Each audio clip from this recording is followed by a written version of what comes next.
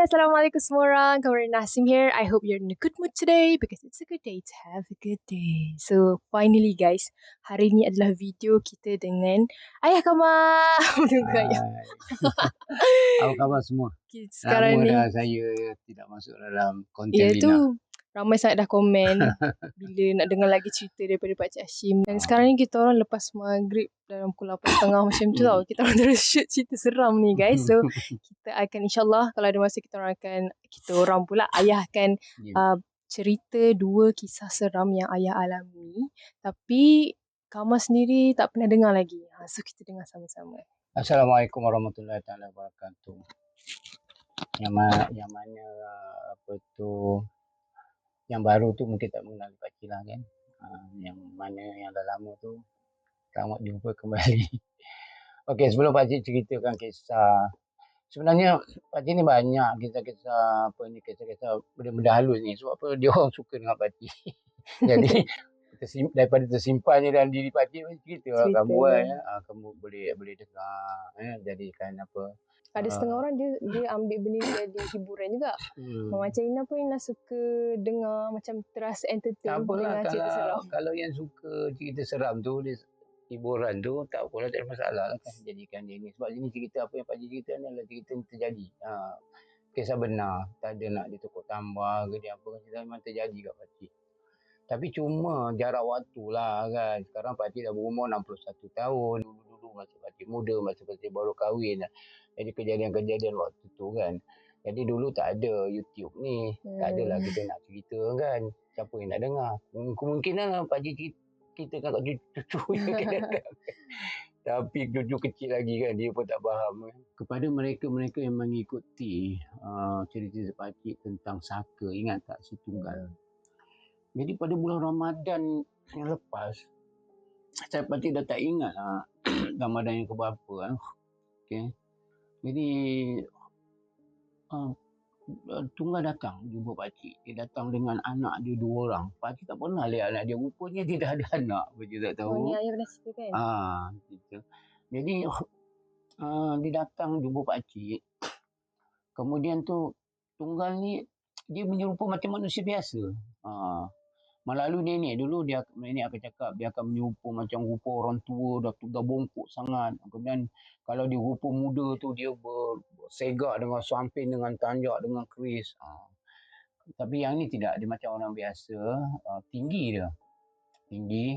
Kemudian Pakcik tengok anak dia 2 orang. Satu perempuan, satu lelaki. Umur di dalam lebih kurang lah kalau umur manusia. Jenis lain umur dia kan. Pakcik tahu lah umur manusia tak usianya lebih kurang dalam perempuan tu 16, lelaki tu dalam 18. Lebih kurang lah. Jadi dia pandang Pakcik. Masa tu Pakcik tak tahu lagi dia ni setunggal. Jadi dia pandang, dia tanya, dia cakap dengan Pakcik. Yang lelaki tak cakap, yang perempuan tu. Dia kata apa? Bukankah elok kita nak menolong, kata dia kan. Apa salahnya kalau kita nak menolong kan? Kan elok dia. Kenapa tak nak, dia. Tiba-tiba je. Tiba-tiba dia cakap macam tu. Anak dia. Tapi Pakcik nak ceritakan kepada yang tak tahu dulu, ini Pakcik dah nak buang. Dia sebenarnya dah buang. Jadi kepada yang tak tahu tu bolehlah tengok dekat Marina punya link yang episod-episod tu tengok. Kalau nak detailkan apa. Jadi dia tanya begitu. Jadi Pakcik macam terfikir. Dia kata, kamu tunggal ke? Kamu ni siapa? Tunggal punya anak ke? Pakcik terus terkejar begitu pasal bila ditanya begitu. Dia kata, bukankah elok kita nak tolong dia, kenapa tak nak dia kan? Mula Pakcik terbayang kata tolong dia. Tapi yelah, di dalam waktu tu dia macam benda tu datang macam hati tu kata, ini ke situ. Tengok, dia betul cakap. Dia kata, dia diamlah. Kemudian Pakcik macam dalam hati Pakcik macam berkata macam ni. Ya tak iya juga dia cakap, ya tak iya juga kan bagus kalau dia tolong dalam hati Pakcik. Okeylah, Pakcik pun tanya dia. Okey, macam mana saya nak hubungi kau? Sebenarnya Pakcik memang tak nak. Tapi dalam waktu tu Pakcik punya hati dah mimpi tu bukan cakap. Okeylah, bagus juga. Macam mana nak hubungi kamu? Macam Pakcik nak panggil kamu. Jadi dia bercakap. Dia cakap seolah-olah macam dia beritahu lah macam ni. Tapi Pakcik tak dengar. Tapi dia bercakap. Pakcik tak dengar. Sampailah dia cakap tu kan, sampailah lepas tu pakcik jaga tidur lah. Lepas tu saya fikir, subhanallah, sebenarnya kan kalau penegaran pakcik tu memang tak dibenarkan. Ada kebaikannya pasal pakcik mohon perlindungan daripada Tuhan, pakcik tak nak semua ni kan. Jadi pakcik dah Inilah buang dah dia. bertahun-tahun. Dia datang lagi. Lepas tu Tiba-tiba. kalau lah pakcik dapat mendengar apa dia cakap tadi, mestilah dia kata, okey, pertama ambil tu buat je ni, baca mesti katakan. Jadi akan panjang lah, di mana dia akan datang balik ke keluarga pakcik lah. Jadi pakcik tak dengar. Dia bercakap-cakap tu pakcik tak dengar. Jadi maknanya pakcik tahulah bahawa memang Allah SWT nak elakkan daripada tu. Jadi selanjutnya sampai sekarang tak ada apa-apa lah kan. Okay, stop situ. Kini nak uji kita kata pakcik pula. Okay, kisah ni terjadi tahun 90-an. Sama kan? Masa tu umur pakcik dah 30 lebih ke. Pakcik dah kahwin dah. Pakcik bekerja di Kuala Lumpur. Suatu syarikat yang dia buat tender-tender dengan government. Yang paling banyak dia punya tender dengan Tenaga Nasional. Dia supply barang-barang lah. Macam-macam lah barang-barang peralatan yang digunakan oleh Tenaga Nasional untuk kat rumah-rumah kita pun ada kan, dengan electrical semualah. Dan yang keduanya dia juga ambil tender rentis talian. Rentis talian tu mana you tahu tak, kabel yang kalau kamu tengok yang pencawang tu, okey, dia tu disuplaikan elektrik tu ke rumah-rumah kita kan. Kita ditarik daripada pencawang tu kan, dia buat satu generator kan, generator tu akan supply kat rumah. Tapi dia memulai daripada pencawang. Jadi pencawang ni dia tidak di kawasan rumah kita kan, tapi kadang-kadang ada dia melintas tu, ada juga akan kena, tapi dia lebih kepada di pinggir-pinggir hutan. Saja kalau aku menampak tu kan. Okay. Jadi pencawang ni dia tidak boleh pokok-pokok tak boleh naik ke atas tu. Bila kena sentuh dia akan macam atau terbakar tu, dia macam dia blackout semua. Jadi satu isu, satu negeri ataupun satu daerah yang besar yang disupply itu akan bergelap. Jadi dia akan adakan tender. Dia buka kepada syarikat-syarikat, dipanggil rentis talian. Maknanya syarikat ni akan tebang pokok-pokok yang nak besar tu. Setahun sekali. Okey, tebang lagi diikut rentis tu. Yang dia akan tiang-tiang kan. Jadi syarikat saya dapat tender tu, kalau tak salah dia daripada mana dia akan lalu sampai ke Seremban semualah. Jadi pinggiran hutan lah. Jadi kita tak buat benda tu, kita subkan kepada orang yang buat. Jadi kita pergi tengok-tengok saja dia orang. Dan dipendekkan cerita, satu hari tu bos pakcik lah panggil pakcik. Dia panggil, dia beritahu, dia panggil pakcik, dia kata, Hashim, dia kata, kau pergi dekat dekat Seremban sana, kau pergi tengok, dia kata budak-budak tu, dia kata dah tak ada duit. Jadi dia kalau dah tak ada duit, tak adalah makanan semua, macam mana nak kerja kan. Jadi saya terpaksa pergi hantarkan duit untuk dia beli makanan, ataupun saya tolong belikan makanan untuk dia. Dia orang ni akan berkemah tau dekat talian tu. Dia akan cari tempat yang mudah lah, ada air ke. Jadi senang dia nak mandi. Tapi dia ni susah. Balik berlengar-lengar kan, gatal semua kena mandi kan. Jadi dia berkemah situ, dia kerja. Lepas tu dia balik-balik. Dia kerja balik sampai tak tahu berapa kilometer. Lepas tu baru dia pindah. Satu kental-kental. Jadi saya pun termenung. Pukul 2 nama orang tu Cik Rahmat. Cik Mat. Dia kata pukul 2 Cik Mat. Dia kata nak sampai sana pukul berapa? Dia kata kalau tidak dia orang tak kerja sih, kau kena hantar juga. Macam mana kau kena hantar juga? Dan saya berfikir okeylah, dia kata. Kemudian dia kata dia dekat talian berapa? Pasal kita nak cari tu daripada jalan kita nak masuk tu kan. Dia akan masuk kat sana.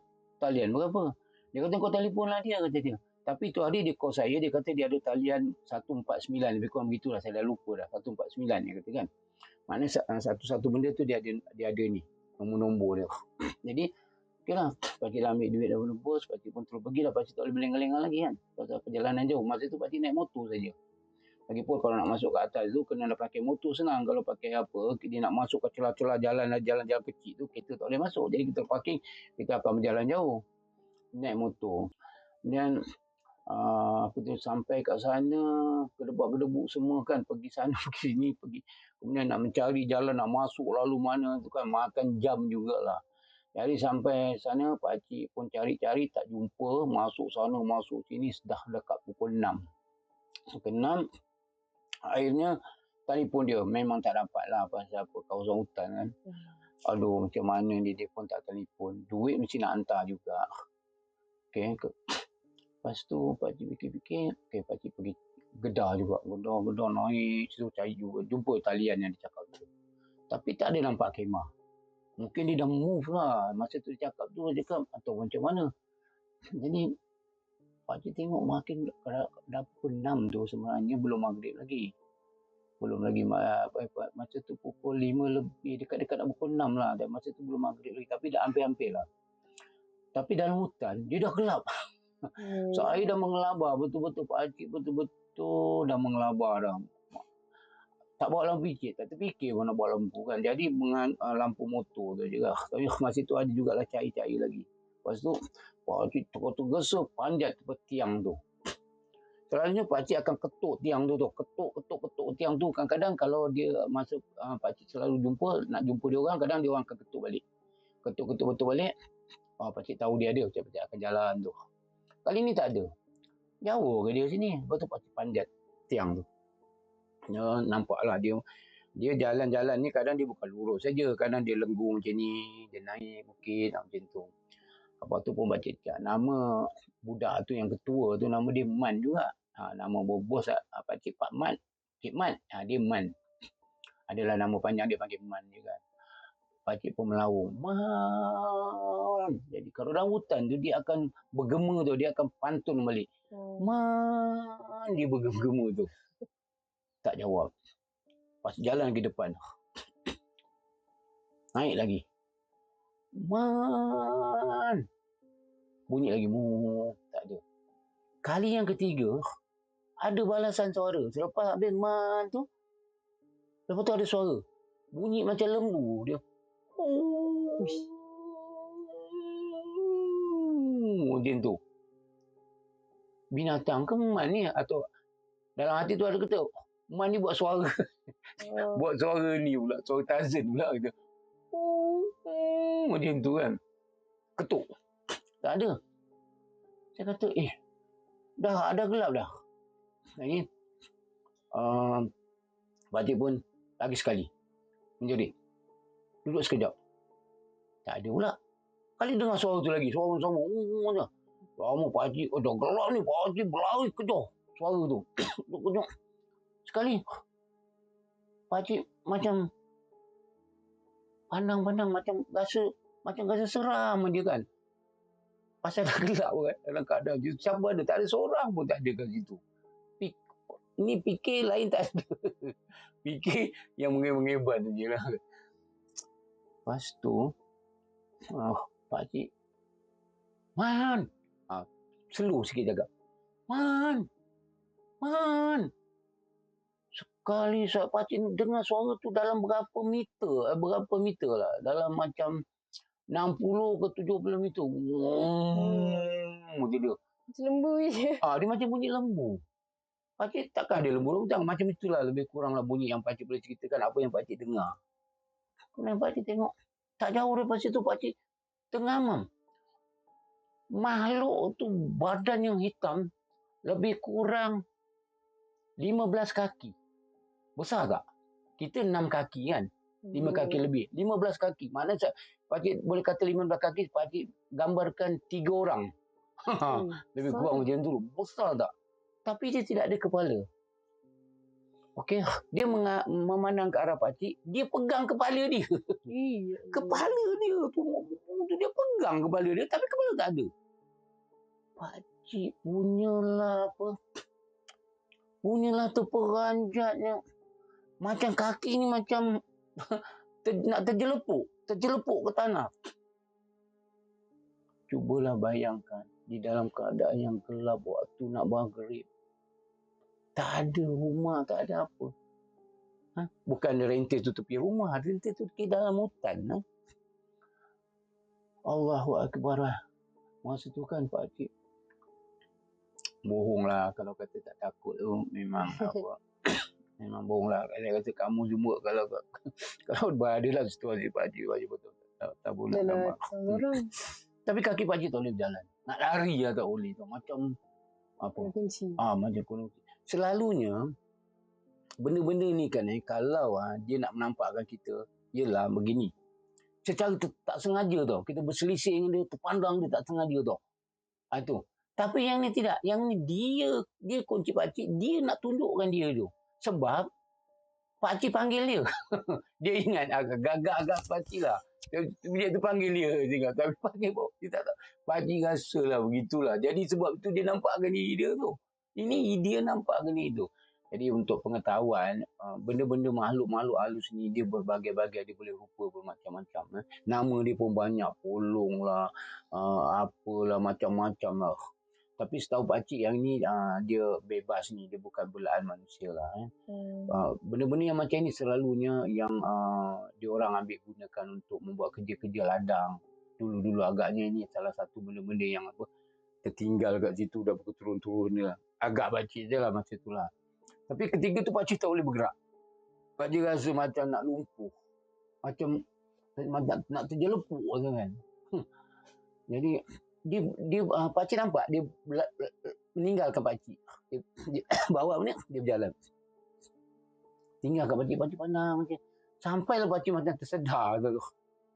Allahu akbar ni nak memang ada rasa lemah juga waktu pakcik pun mukau dia lari tapi pakcik tak boleh lari kuat-kuat pasal apa dekat situ ada akar-akar kan jadi kita boleh apa tanah bukan tanah jalan raya tidak dia macam lorong pakcik dekat pakcik nak ke depan jadi pakcik tinggalkan motor kat situ pakcik start motor start motor tak boleh start pakcik boleh kan tak boleh start berpeluh lah kan berpeluh tu masuk pakcik start tu pakcik ingat macam ni dalam belakang pakcik lama pakcik tolak je motor tu tolak keluar sana sampai kat luar tu memang jauh jugalah kan tak tahulah berapa kilometer kan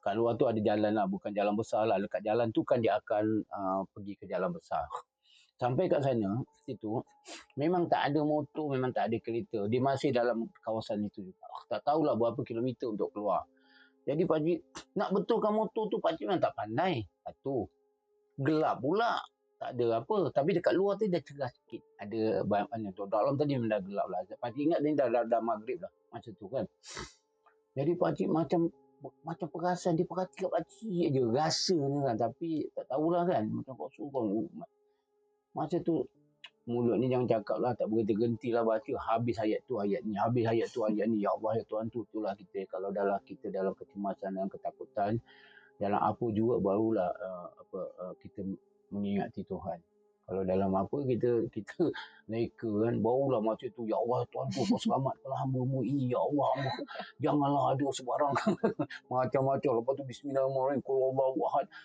habiskan baca macam-macam sambil-sambil tu tengok motor tolak motor perlu dia dah basah baju kan memang pengalaman tu bagi pakcik menggerunkan lah. Tapi benda-benda halus ni memang suka kat pakcik tak tahu kenapa lepas tu tak boleh start juga sampailah pakcik ke jalan besar pakcik dah lega dah lega okey sekali-sekali ada kereta lalu tak banyak sekali tu tapi pakcik tak tahan dia orang lah kan takkan dia orang nak berhenti pakcik dia orang pun takut dah gelap-gelap tu kan kalau jalan macam pekan besar ni api ada setiap tiang tu jalan-jalan ni dia tak ada okay. Jadi tak tahu ada nampak api tu macam malam-malam dia satu biji kalau dua biji kita tahulah antara lori kalau dia tinggi sikit lampu tu kereta kita tahu dia rendah sikit kalau satu biji tu memang motor tak lama tu dia berhenti dia kata pakcik dia kenapa motor tak tahu tak boleh start tu pakcik dah lega pertama lega dah ada kawan betul-betul tidak ni nombor dua dah ada kawan juga sampai dia kata dia cuba-cuba tengok dia pun tak tahu dia kata pakcik kita tengoklah dekat pekan depan tu katanya kok ada dia tolak dengan kaki kan dia pendekkan cerita sampai kat sana betul-betul puncanya mudah saja bukanlah kerosakan apa semua rupanya plak motor tu saja pelak tu. Mula-mula mekanik tu puas juga cari sana, cari sini. Lepas tu dia kata, ini motor mau tinggal sini lah. You dekat kampung sini kah? Besok datang ambil. Petang kah? Dia kata. Saya mau balik lah. Saya balik Kuala Lumpur lah. Saya duduk kat Bansar sana. Dia kata, ini jauh ni. Dia kata. Lepas tu dia tengok lagi. Akhirnya dia tengok kat pelak tu saja. Tukarlah pelak tu boleh start. Ini nak menjembat lah kan gangguan ni dia pandai lah kan dia buat kan. Jadi cerita ni memang apa ni jadi pakcik tak dapat hantar apa hantarkan duit tu tak dapat. Tapi masa pakcik balik tu pakcik berfikir satu lah, Cik Man ni memang marah ni. Tu yang kedua, Man tu memang mengamuk jugalah. Tapi besok macam mana nak kerja kan apa semua kan. Tapi masalah dia sepatutnya dia orang call lah apa ni awal beritahu macam seminggu ke dah duit dah keputusan ke kan dah habis ke atau 3 hari ke. Ini dah habis baru nak telefon kan. Jadi pengalaman tu tak pernah lah terjadi. Selalu pakcik jumpa kat dia orang. Kadang pakcik keluar pukul 8 pagi sampai kat sana pukul 11 kan. Situ duduk-duduk berbual-bual dengan dia. Kadang dia buat air minum situ. Cerita macam mana progres kerja ni. Ada apa-apa masalah ke apa ke semualah cerita. Okey duit cukup ke. Selalu datang lah tengok lah kan. Kemudian balik pakcik buat laporan lah progres apa. Sebab kita sub kat dia. Kalau dia lambat, masalah kita. Tapi dia rugilah kalau dia lambat. Sebab tu kita sub. Kita tak payah tunggu dia kerja.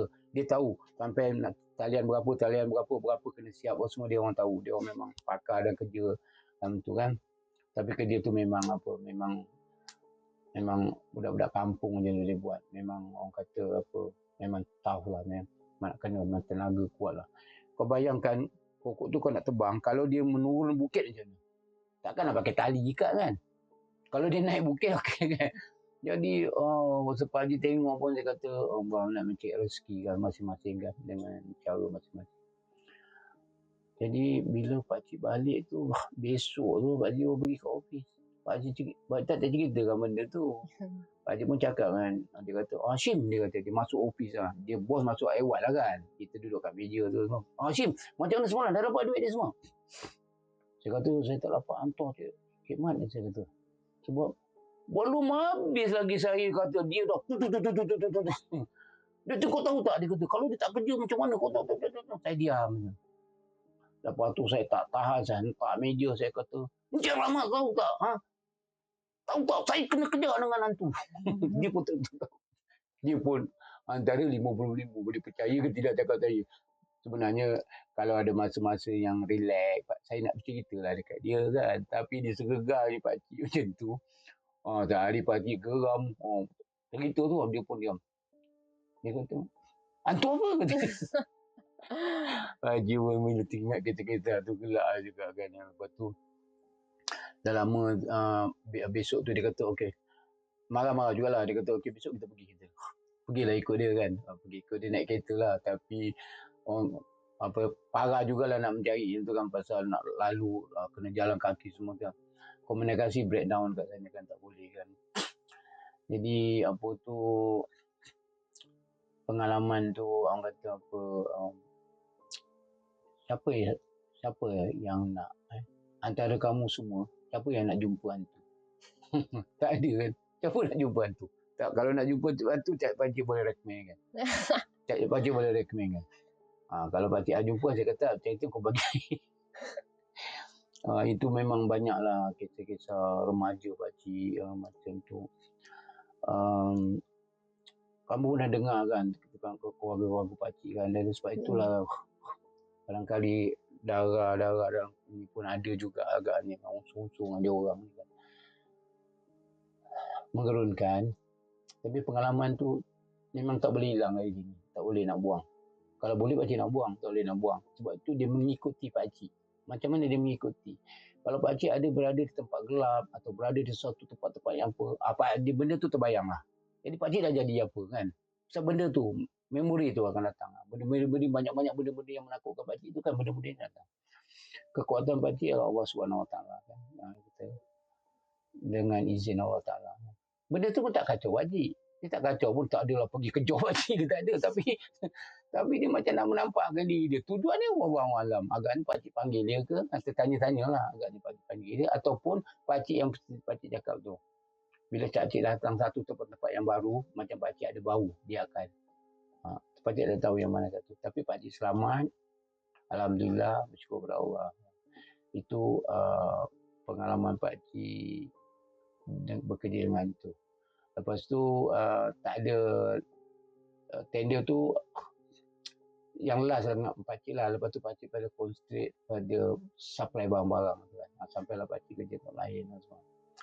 Kemudian ini dah panjang.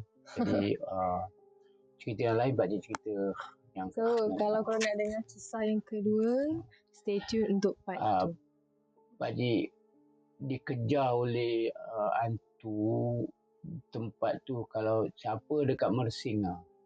Ni orang Johor kan. Masa pakcik kerja kat Johor dulu, pakcik pergi menghantar mayat daripada pulau. Pakcik tak nak sebutlah pulau tu, nanti tempat pelancongan kan, nanti mengganggu lah perniagaan orang kan. Dekat pulau tu, jadi bila pakcik ikut seorang polis lah, macam mana dalam perjalanan tu benda ni apa kan. Itulah bila sebetulnya pakcik tak boleh ikut dia orang. Sebab apa? Pasal pakcik ni pembawa benda-benda ni. Walau alam, Allah saja yang tahu. Jadi itu saja untuk kali ni cerita pakcik.